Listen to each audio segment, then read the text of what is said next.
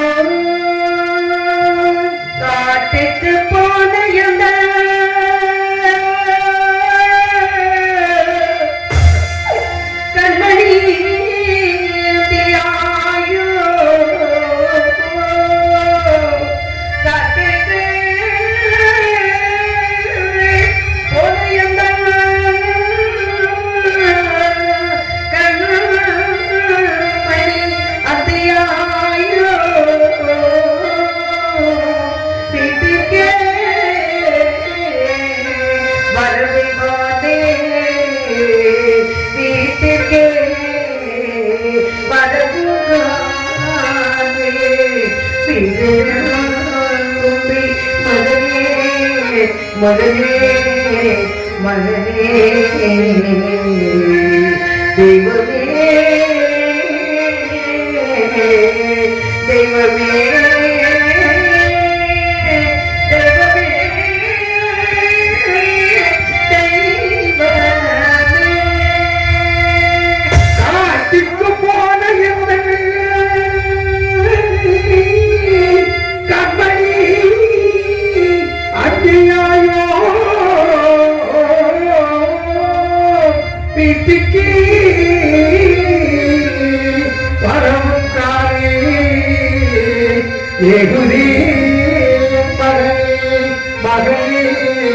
மகனே மகனே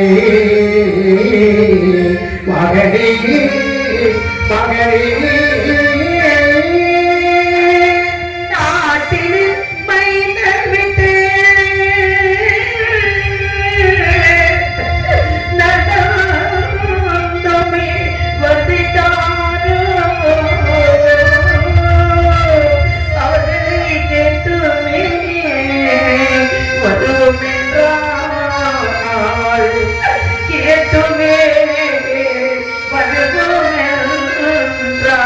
அருளால் கிட்டிட மழையும் காணே காணே காணே தெய்வமே தெய்வமே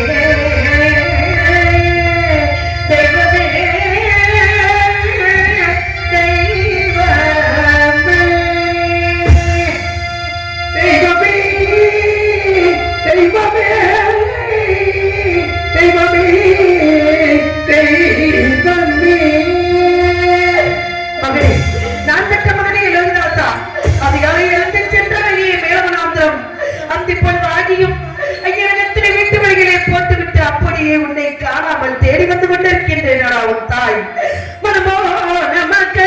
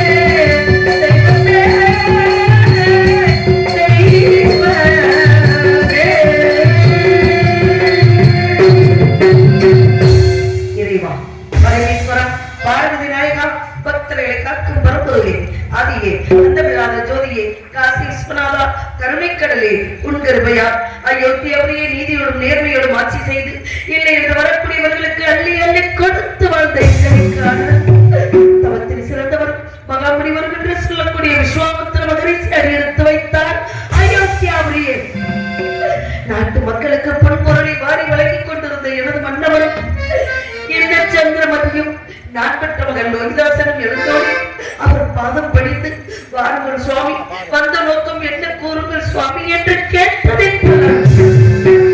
வஞ்சகமாக நாடு இழக்க வைத்தார், நகரை இழக்க வைத்தார், நாட்டு மக்களை எல்லாம் பிரித்தார். இதுவெல்லாம் போதாது என்று வேதியருக்கு அடிமைப்படுத்தி வேடிக்கை பார்க்கின்றாயே பராசக்தி. யாருக்குமா என்னமா தீங்கிழைத்தோம், எவருக்கு என்னமா தீங்கிழைத்தோம், கூடிய குறைத்தோமா, குறைநாள் கலைத்தோமா, இல்லை என்று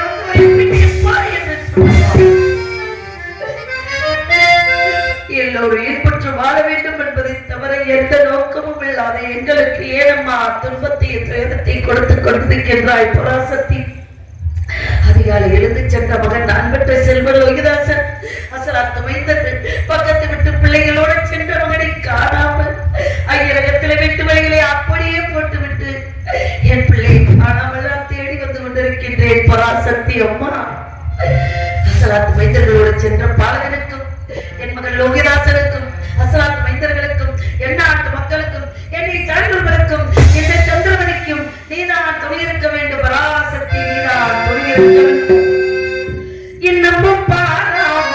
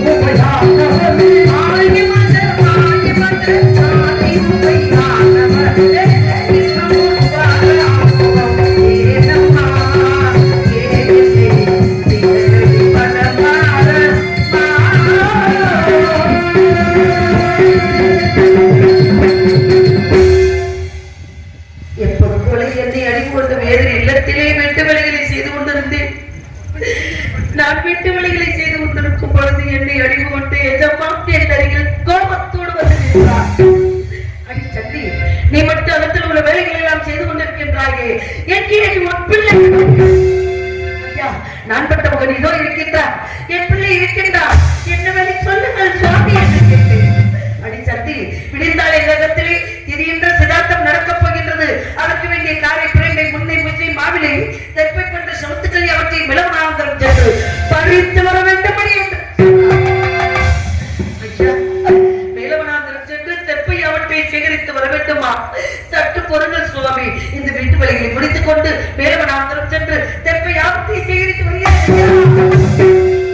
அடி சந்தி, நீ வந்து காரணம் சென்று விட்டால் அகத்தில் உள்ள வேலைகளை யாரடி செய்வது? உன் மகன் காரணம் போக வேண்டும், நீ வீட்டில் உள்ள வேலைகளை எல்லாம் செய்ய வேண்டும் என்று சொன்னார். ஐயா, ஒன்றை ஒன்று கண்டே கண்டு என்று நான் பெற்ற மகனை அப்படியெல்லாம் செல்லமாக பெற்று வளர்த்து ஈகடிக்காமல் எறும்பு கடிக்காமல் பார்த்து கொண்டிருக்கின்றேன். அந்த பிஞ்சு கால்களை வைத்துக் கொண்டு என் பிள்ளை எப்படி காரணம் செல்வார்? அவரிடம் கெஞ்சினேன், கூத்தாடினேன், எதுவும் நடக்கவில்லை. அடிச்சந்தி, எதிர்த்து பேசிக் கொண்டிருக்கின்றாய். எதிர்த்து பேசுவதற்காக ஆசை கொட்டி கொட்டி விலை கொடுத்து வாங்கினோம். உன் மகன் வேலவனாந்தரம் செல்ல வேண்டிய என்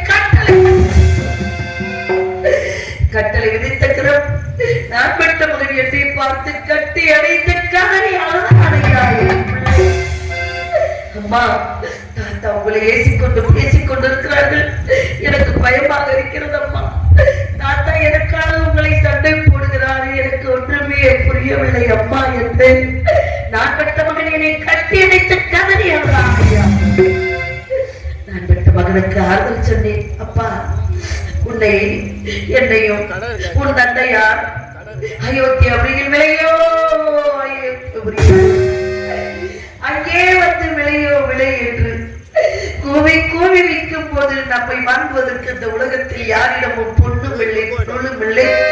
இந்த வேதியராகப்பட்டவர் வாங்கி விலைக்கு நம்மளுக்கு உண்ண உணவு, உடுத்த உடை, இருக்கை இருப்பிடம் கொடுத்து காத்துக் கொண்டிருக்கிறார்கள். அவர்கள் இந்த கட்டளையை செய்வது நம் கடமை அல்லவா மகனே என்று நான் பெற்ற மகனுக்கு ஆதரவு சொன்னேன். ஆதரவு சொல்லி வேலவனாந்தரம் செல் மகனே என்று சொன்னேன். எப்படி என் பிள்ளைக்கு ஆதரவு சொன்னேன்? எப்படி என்றார்? ஆண் பிள்ளை என்றாலும் ஆண் பிள்ளை என்றாலும்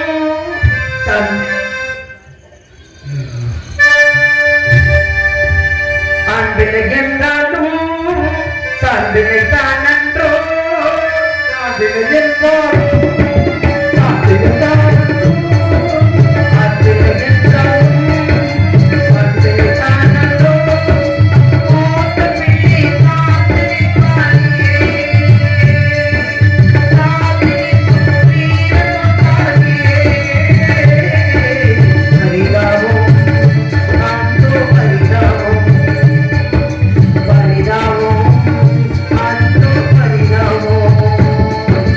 I'm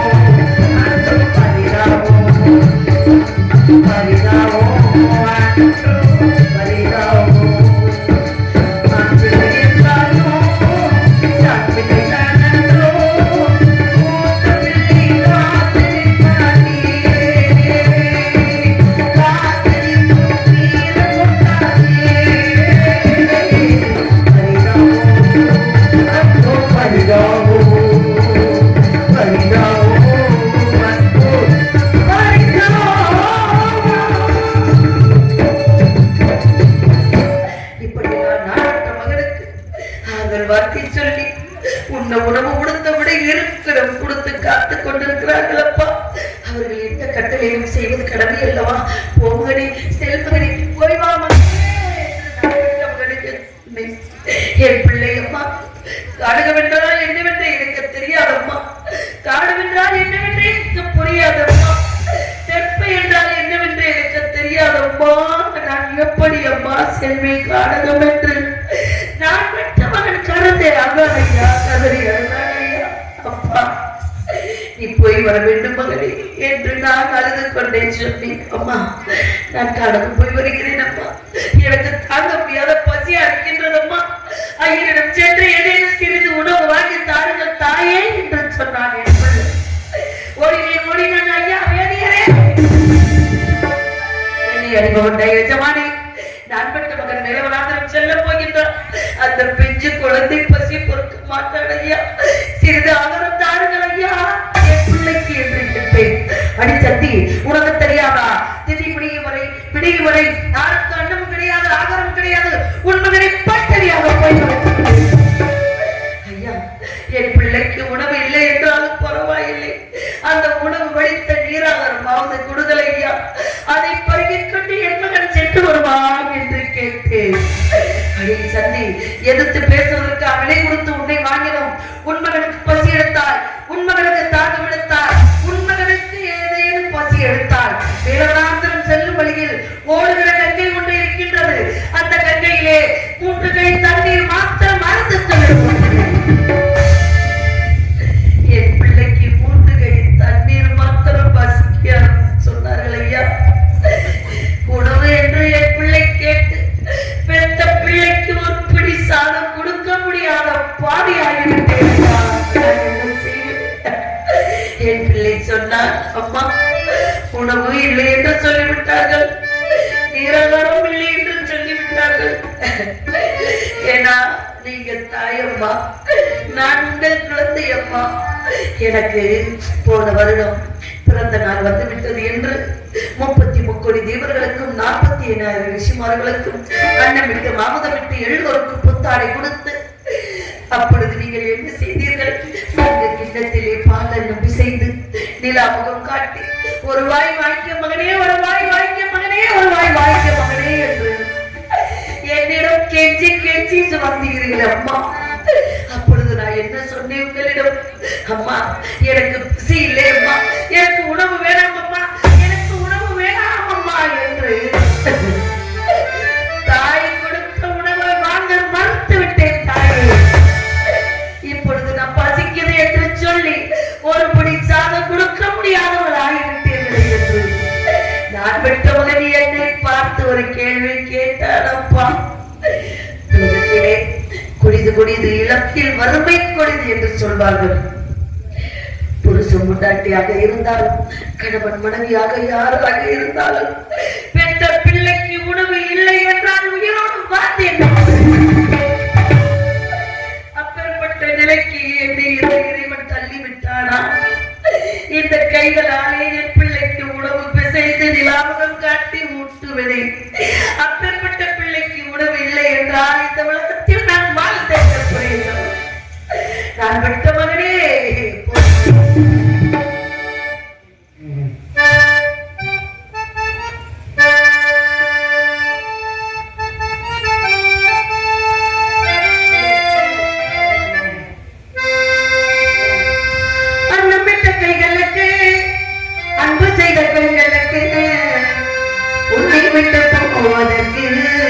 உள்ளமில்லை மகனே, உள்ளமில்லை மகனே,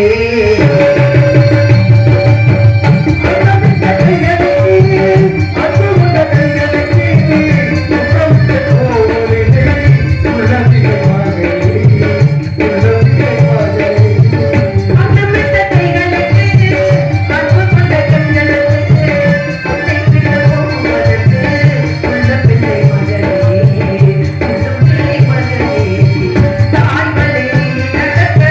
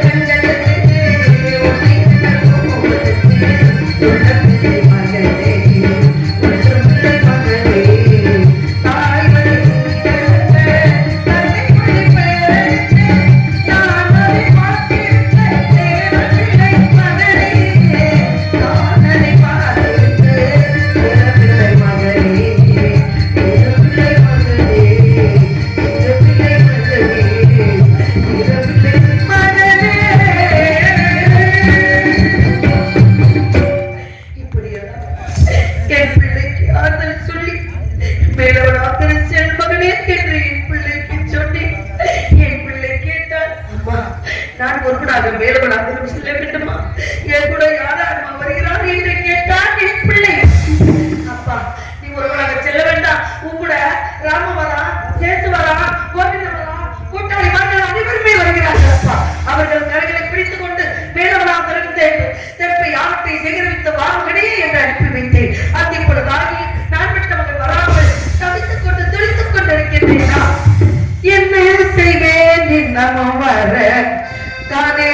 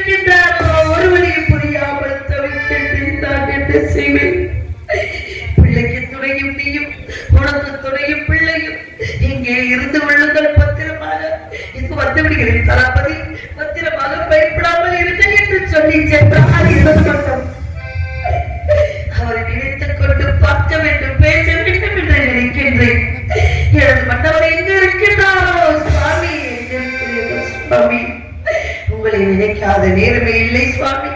உங்களை நினைத்துக் கொண்டுதான் நான் வாழ்ந்து கொண்டிருக்கின்றேன்.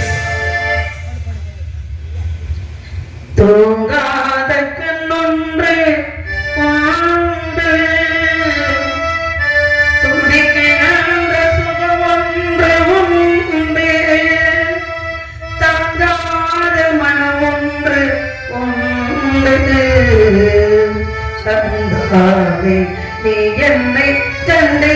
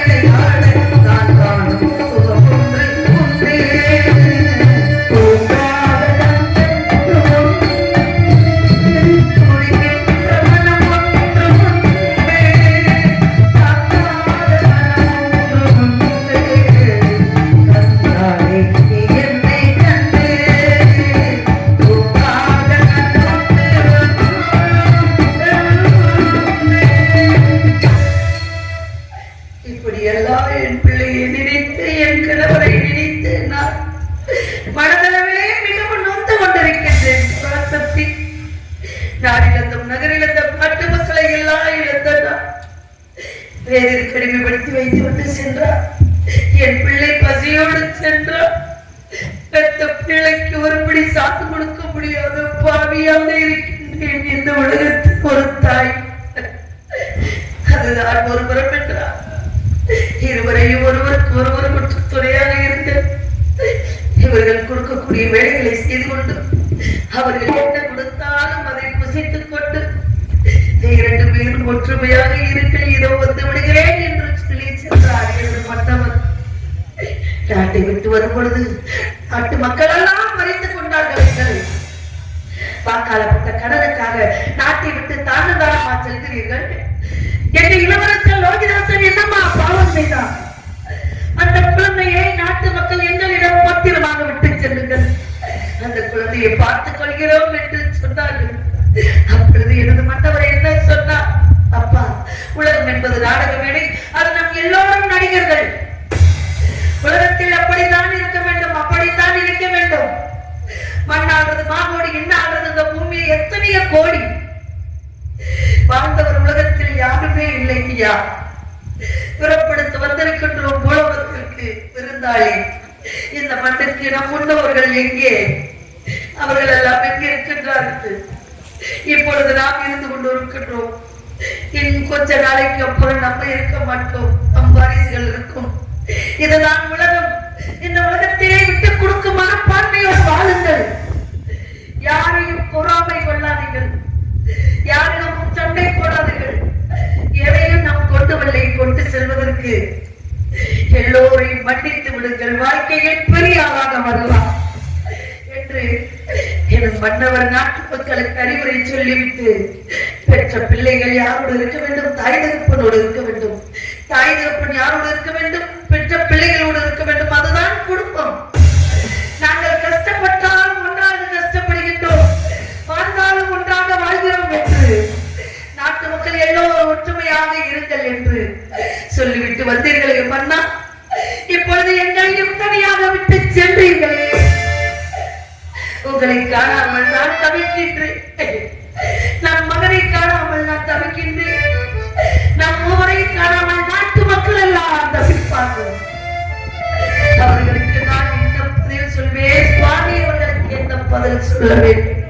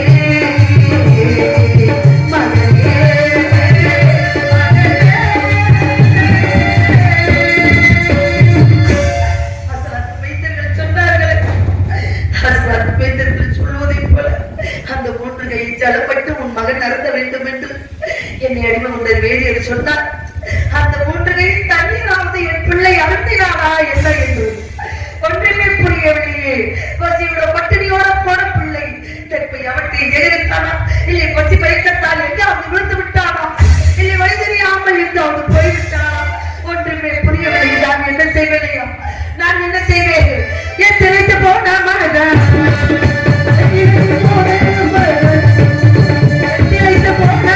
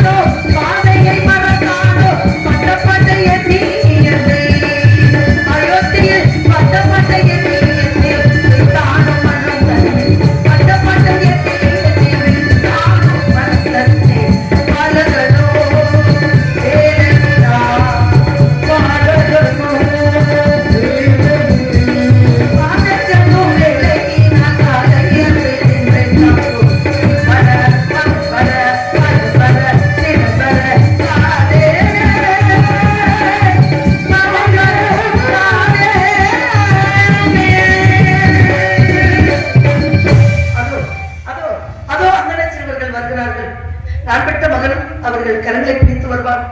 இப்பொழுது என் பிள்ளையை கட்டி அணைத்து முத்தம் கொடுக்க போகிறேன் ஐயா. மகனே, நான் பெற்ற மகனே லோகிதாசா, வந்து விட்டாயா? நான் பெற்ற செல்வமே வந்து விட்டாயா? இதோ அம்மா வருகிறேனடா, இதோ அம்மா வருகிறேன் மகனே.